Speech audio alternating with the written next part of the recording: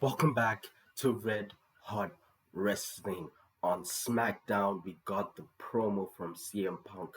Most thought we were going to get on Monday. And overall, the show was what it was.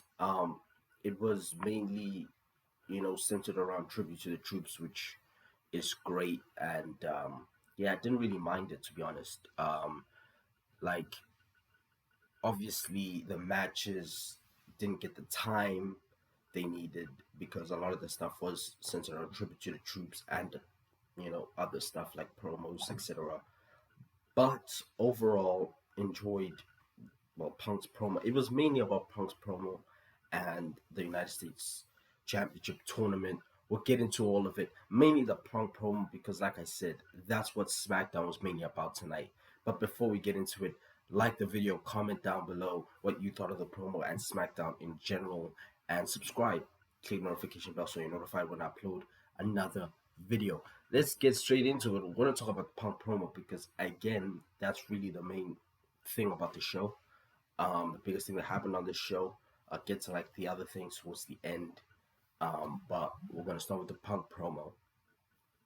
And really good promo. This was the promo most people thought we were going to get on Monday. Probably should have gotten on Monday, but his time was cut. And we didn't get it. But like he said at the start of his promo, he was the top of the 9 o'clock hour, which means his promo time ain't getting cut this time. And he went in. He went in. He went in and talked about everybody. He talked about everybody. And this promo was exactly what you bring in someone like CM Punk to do, because not only was it a good promo, it plants seeds for different kind of rivalries, but also it makes you want to watch and makes you tune into the next show on Monday to see the decision he has to make. And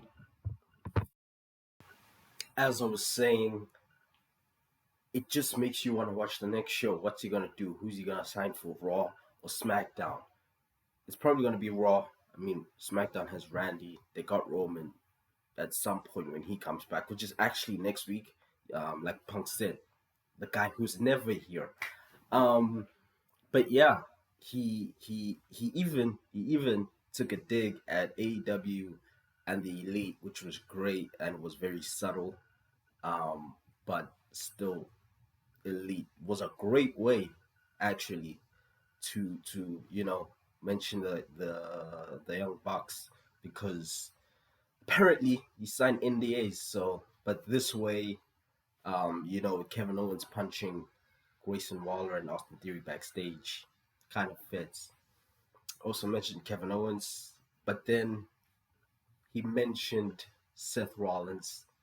Um, the feud we expect to be the main event at WrestleMania, which Punk also articulated that is his kind of what he's looking to do to finish his story or finish what he started 10 years ago, which is main eventing WrestleMania, which he probably should have done back then. Um, but he's definitely got to get the chance to do that this time with Seth Rollins for the World Heavyweight Championship. And he said, Austin fans, do they want him in the Royal Rumble to throw over 29 other men over the top rope? Which again, great shit, man. Just great shit overall. But yeah, he mentioned Roman Reigns, like I said earlier on. He mentioned Roman Reigns, talked about he was the OG Paul Heyman guy. Paul Heyman was he's a wise man first, which again, fantastic. Although OG Paul Heyman guy probably is Brock, but still fits, still fits. Um, he also mentioned how kind of conflicts with Cody. They even had a nice backstage segment how it conflicts. Cody he needs to finish the story at Mania against Roman, although it doesn't really need to be against Roman, although it kind of has to be. But he needs to finish the story against Roman Reigns for the WWE Championship at Mania as well, and they both need to win the Rumble to get that chance.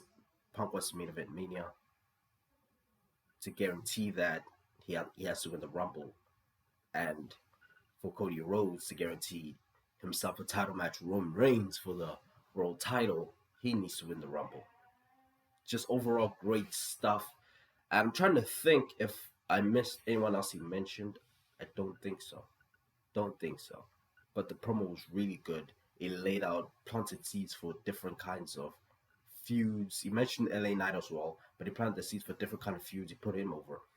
And obviously the main one being Seth, he said he wasn't even the man in his own household, which again everybody says that when it comes to Rollins. Riddle said it, um, Roman said it in 2021 in their feud going to the Rumble.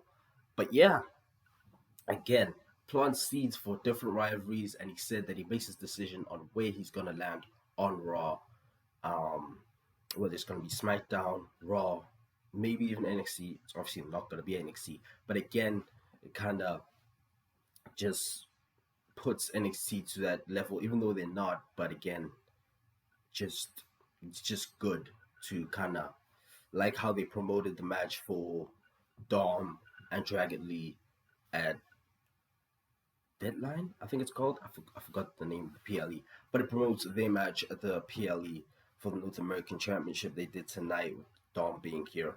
So great promo, and can't wait for all. Can't wait to see what happens. Are we gonna see little backstage tease with Rollins and Punk? Um, and what else? Because we got a lot of backstage teases. He was there. He had a segment with Randy and LA Knight wishing them good luck with their tag team match. Kevin Owens, nice segment as well. Um, and Cody Rhodes, like I said. So can't wait for Raw. We know he's probably gonna sign with Raw because obviously Rollins is the feud. Yeah, I can't wait for Raw. Now let's get into the other things on SmackDown. The United States Championship Tournament to crown number one contender for LA Knight. Logan Paul's United States Championship. The first match opened the show was um, Santos versus Dragon Lee. It was a good match. It didn't get the time again that it probably should have gotten to PLE. It never got. It didn't get the time here. Um, but yeah, they need to let these guys cook. But I just don't see a third match anytime soon because he beat Dragon Lee clean twice now. So I don't know how they get back to that. But Santos advances. It was a good match for the time they gave it. It could have been better if they gave it more time. But again, they had a lot of stuff to get through, tribute to the troops, etc. Um, so we had that, and obviously Santos got the win. Makes sense. He just had a big heel turn. You know, continue him. He's gonna face Lashley next week. Who'll face Karrion Kross, who I don't know what they doing with him. Haven't seen him since like he lost to AJ Styles 2 months ago. I think it was like around SummerSlam season. That's how long it's been.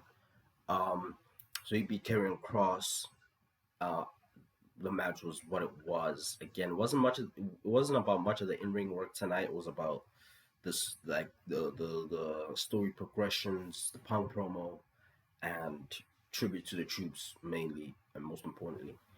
Um, and then we got Damage Control. They still kind of pushing out Bailey. Told her to stay backstage again. But then before the match, Damage Control got attacked by Zelina, Miriam, whatever you want to call her, and then not Charlotte, Bianca and Shotzi. So they were gone. So it was Asuka versus Charlotte 1-on-1, and it looked like Charlotte injured her knee. Apparently, that's what they said. She might be out. We don't know how long. Might take her out of WrestleMania season. Who knows? Which is unfortunate. She's not my favorite wrestler, but you never want to see someone get injured. Um, and Oscar won by the help of Bailey. So again, it's a slow burn, but you know what's gonna happen. We're probably gonna get Bailey versus Io with probably Bianca sprinkle in there because she's not gonna be left out of WrestleMania and a title match at Mania. So again, another story progression, and then we got our main event: Randy and LA Knight versus Jimmy and Solo. Baby faces went over. It was an interesting dynamic because towards the end, or even at the beginning, um, kind of tagging each other, unwilling tags. Randy tagged LA Knight, tagged himself in, LA Knight tagged himself in, and then the finish was LA Knight was going for the BFT on Jimmy. Randy turned him around, him with the RKO 1, 2, 3, staring at LA Knight in the face. They both want the bloodline. They both want Roman Reigns. So it's an interesting dynamic.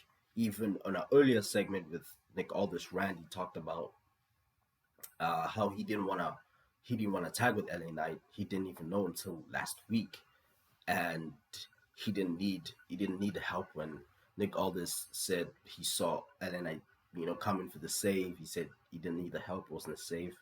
And a funny thing about this segment was Nick Aldis fined Randy, and that's why Randy was in Nick Aldis' office to give him the check, and it was a $50,000 fine.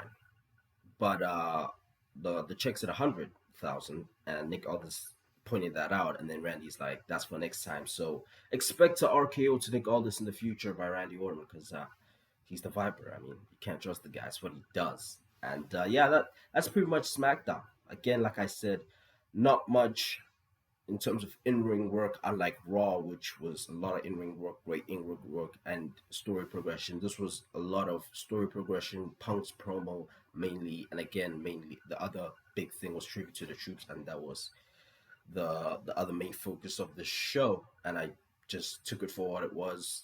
I appreciated the Punk promo and the story progressions, and we move on. Camry for Raw, great promo by CM Punk, called out everybody, including a little dig at the Young Bucks in AEW in there, which I appreciated.